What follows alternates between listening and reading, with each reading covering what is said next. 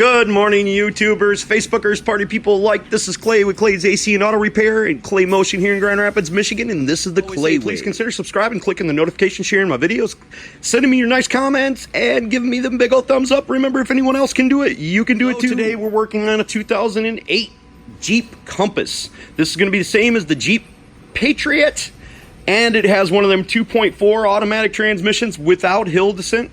Them are the two options that you need to look for, with and without hill descent. When you're looking up one of these components, I'm going to show you how to change.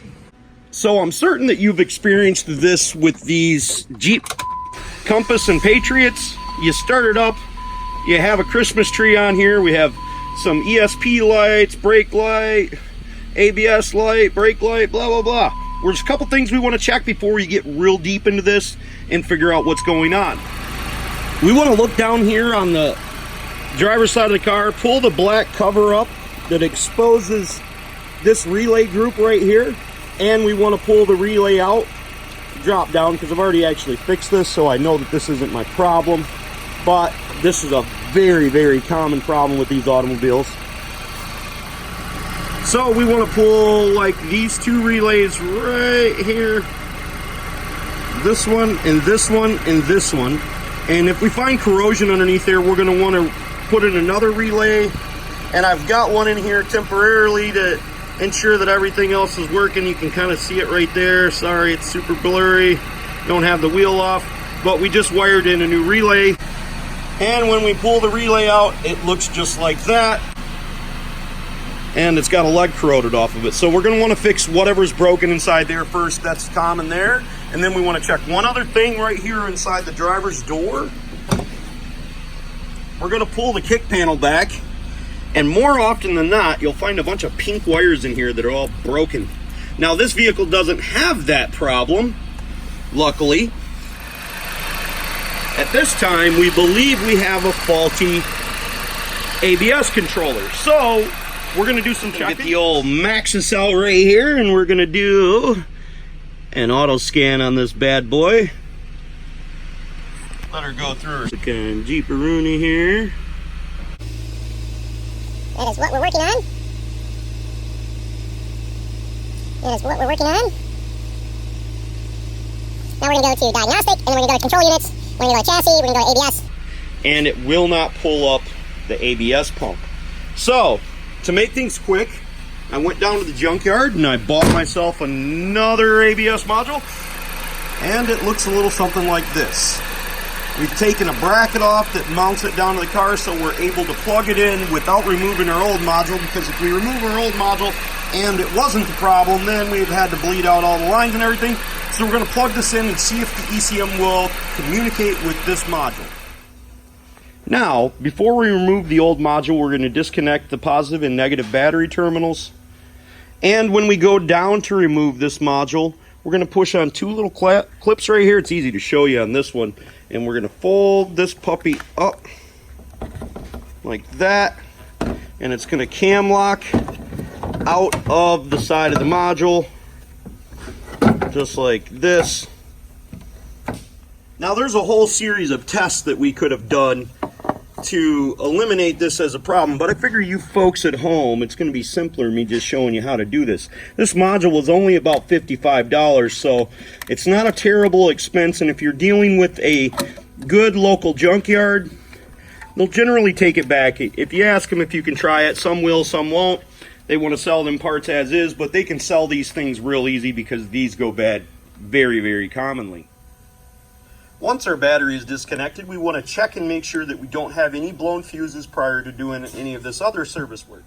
Okay, so there's a couple things we can do. We could actually unslip the wire harness down here, but I'm going to choose not to do that. I've got a way that I can actually plug this in with it sitting here on the car, and it's going to go a little something like this. We're going to have the hoses pointed downward, and we're going to set it down inside there just like this. Now, obviously, I'm not going to be able to hold the camera and show you guys me doing that, but I'll show you the end result. The biggest part is we want to make sure that our cam is locked onto here properly. So give this a good push before you lower the lever down and make sure it's securely fashioned to this. If you have to do it 2 or 3 times, not a big deal. Just don't cram it on there. It should flow very nice and easy.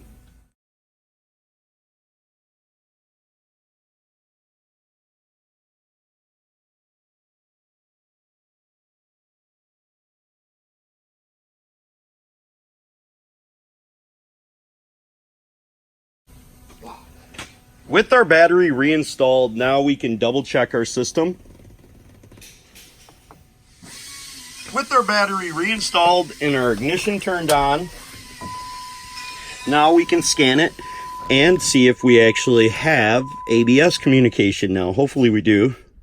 Ah, awesome. Now we can read the codes if there's any. Okay.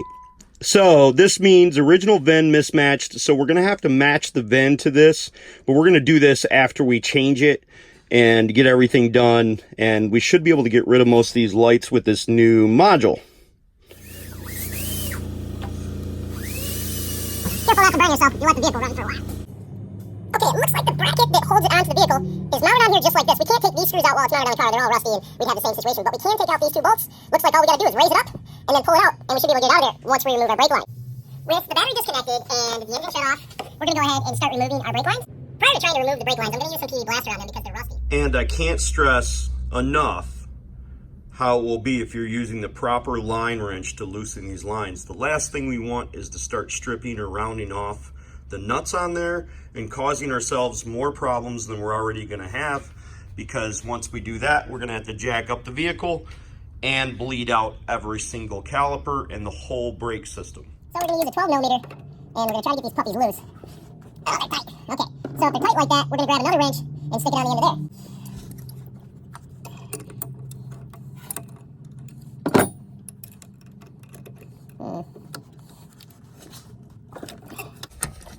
We also want to make sure that we're all the way on the nut, but we're grabbing it with all of the wrench possible, so it will come loose.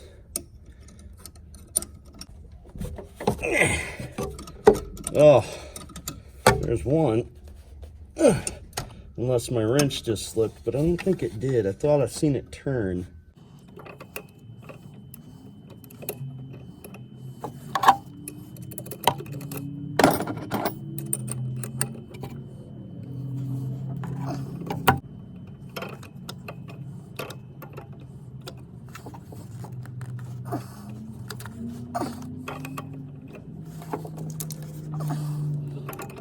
Only hope is these lines don't break. But that was fun. That's fun. Yes.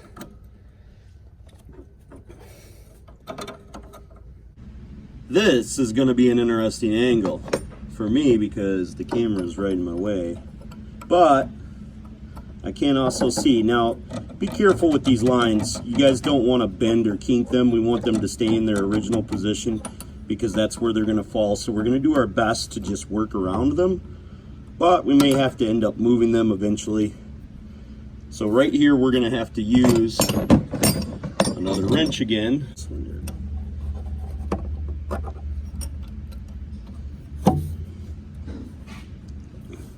Like I said, we want to make sure we're not down on that nut. We'll be up so the nut is in the middle of the wrench and the wrench is taking up all of the nut. It's more important though, not strip these nuts out, than it is to get this in a position that it's easy to work at. That thing keeps on falling down, so It's not good.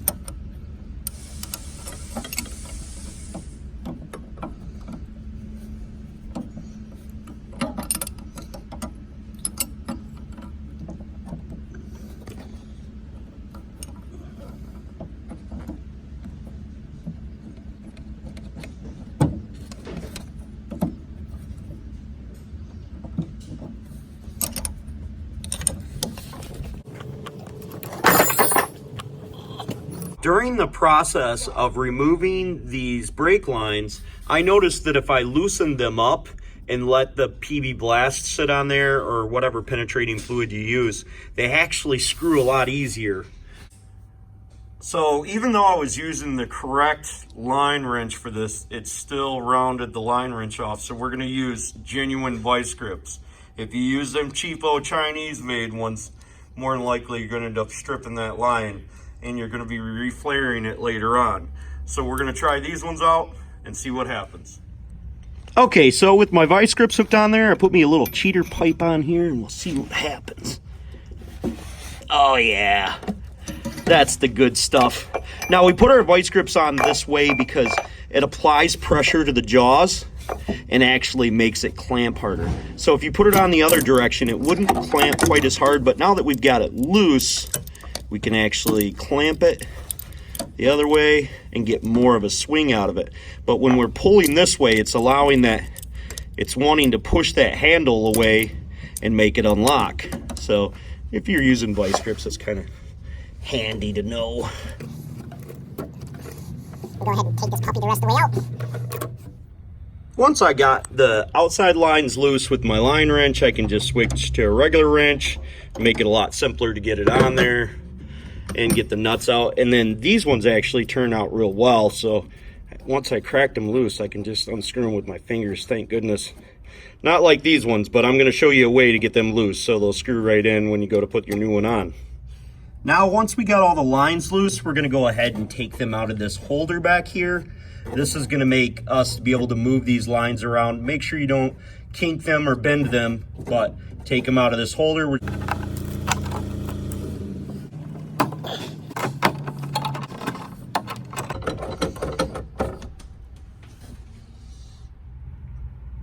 So now we've got our brake lines all loose. We're gonna go ahead and remove the 213mm bolts that are right down here that you can see.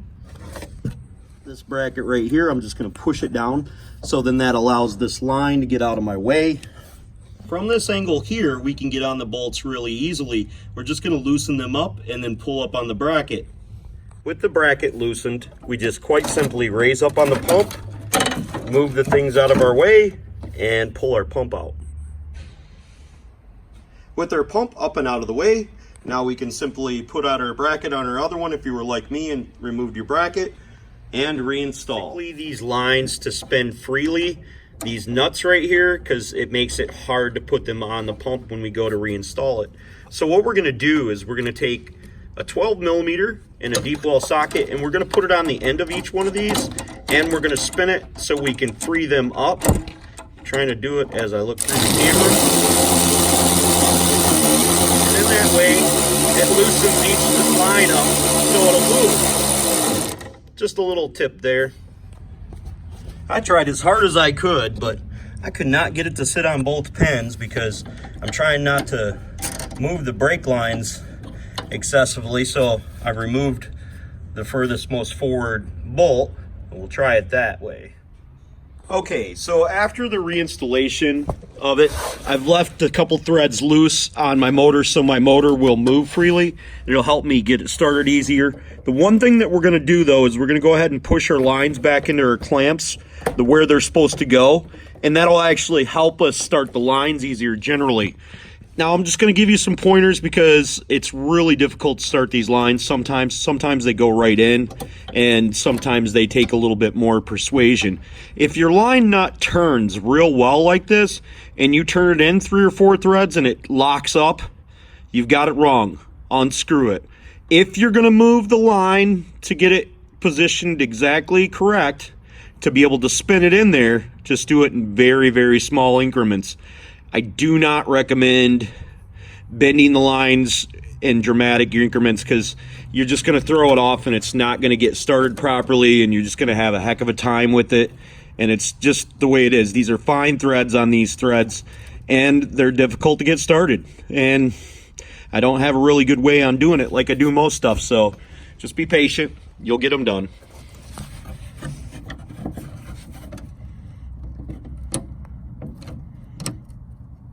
Now I'm pulling back on the line and I'm just moving it with my left arm and slowly threading it in. And now it stopped as soon as I went to thread it in. But it may be right, no, it's cross-threading. So I'm just gonna go back, pull my line back, and pull it down There we go. Now she just goes in real smooth and real gentle. I'm not going to show you every one of them because I think it's going to be a pain in the butt for me. Oops, I haven't even started. I would think this is one of the easier lines to do. Are you sure not? It's going to mix up that as such.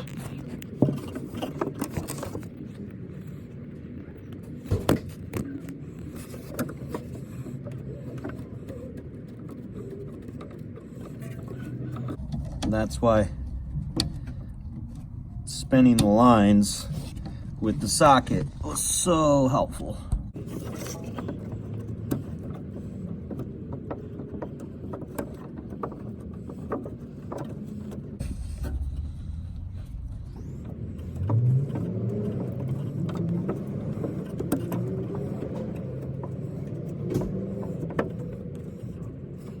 The best thing to do to start these lines is making sure it's square with the block, and as you can see, the one in the rear, which is the one I'm concerned with, is not square. That's the first one I'm trying to start. So I'm going to try to get it square, and using my phone actually helps because then I can see the angle that it's at. I can go around the front and look at it at a different perspective and see if it's square, and once it's square, it will start.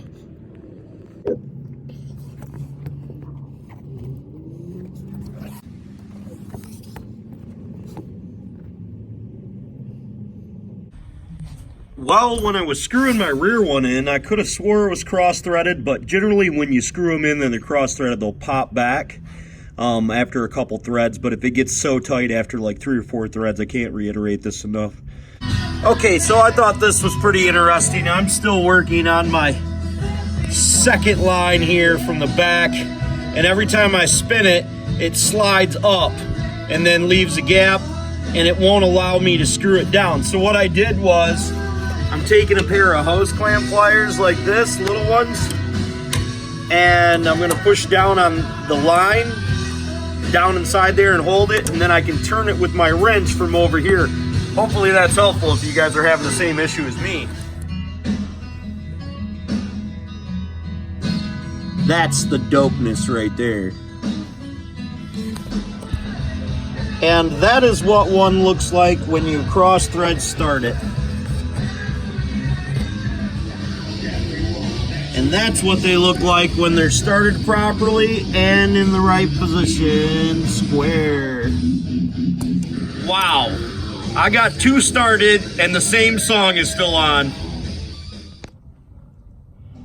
Okay. Now that pupper's not cross-threaded. When I went to bleed the brakes out, I noticed that it was cross-threaded. I'm blind. The top side creeper really saved my back. They didn't pay me to do that. I bought this thing on Amazon and it's freaking awesome. Okay, so after replacing the ABS pump, we've got to jack up the vehicle, remove all the wheels so we can bleed out the brakes manually. You do that prior to resetting the ECM and reconfiguring the new pump for the BCM in the car.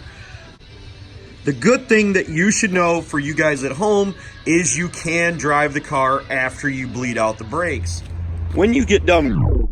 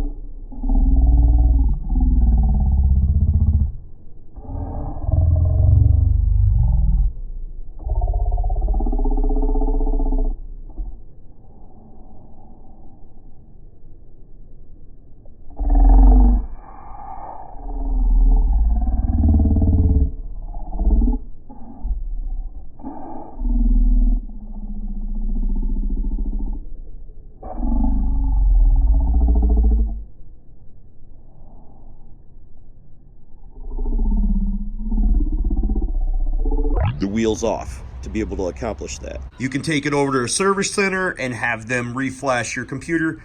I would think it's about 75 bucks. And if you're local by me, I will happily do it if you're a subscriber.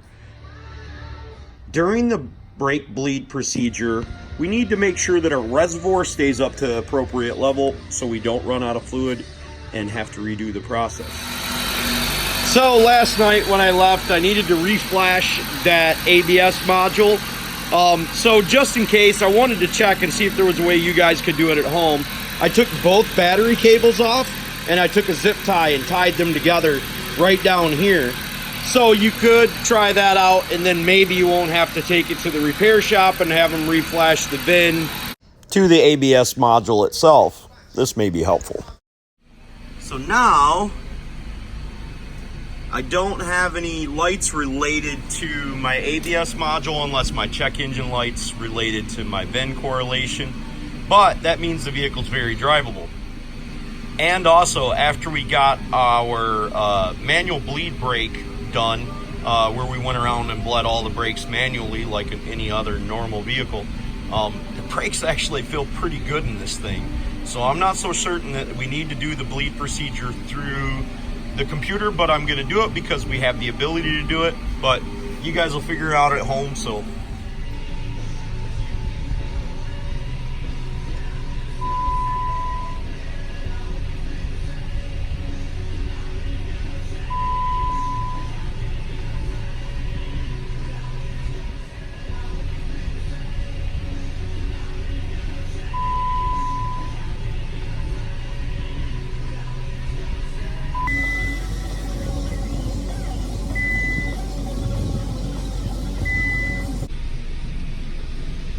open the right brake front breather valve, press the brake pedal, press OK.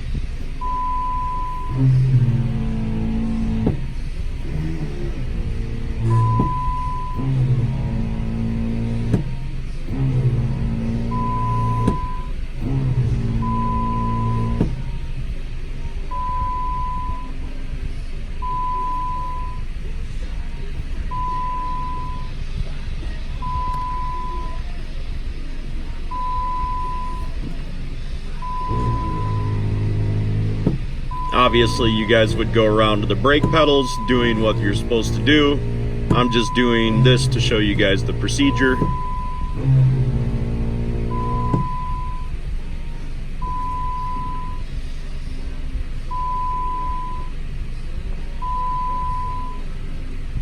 It's pretty neat.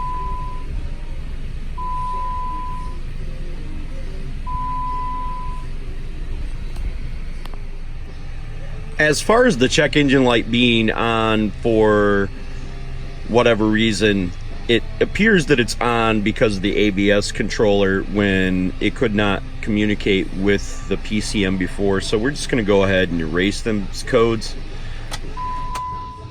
So we're going to try a memory reset to try to get rid of these codes and see if that helps with, see what we got. So that reset our codes for our PCM, resetting the ECM memory. So unplugging the battery cable and doing a hard reset is certainly the way to go. So hopefully you guys found the video to be helpful. You'll consider subscribing, clicking the notifications, and sharing my videos, and giving me them thumbs up and all that jazz. Hitting me up on Clay's AC and Auto Repair and Facebook.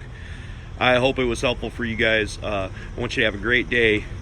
God bless. Remember to pay it forward. Do something for somebody who else you don't know. That's what I do down here. Thank you much.